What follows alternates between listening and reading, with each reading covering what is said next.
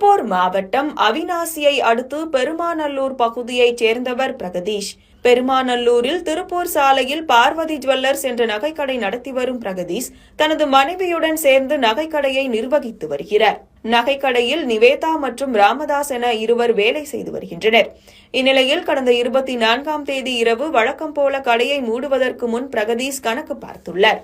அப்போது வெள்ளி பொருட்களில் 1 கிலோ எடை குறைவாக இருப்பது தெரியவந்தது. இதையடுத்து அவர் தனது கடையில் இருந்த சிசிடிவி காட்சிகளை சோதனை செய்தபோது அன்று பிற்பகல் சுமார் 1:30 மணியளவில் 4 பெண்கள் நகை வாங்குவது போல நாடகமாடி நகைக்கடை பணியாளர்கள் கவனத்தை திசை திருப்பிவிட்டு லாவகமாக வெள்ளி பொருட்களை திருடியது தெரியவந்தது. அதிர்ச்சியடைந்த பிரகதீஷ் உடனடியாக பெருமாநல்லூர் காவல் நிலையத்தில் புகார் அளித்தார். புகாரின் பேரில் சிசிடிவி காட்சிகளின் அடிப்படையில் விசாரணை மேற்கொண்ட போலீசார் ஈரோடு மாவட்டம் கோபிச்செட்டிப்பாளையம் அருகே TN பாளையம் பகுதியைச் சேர்ந்த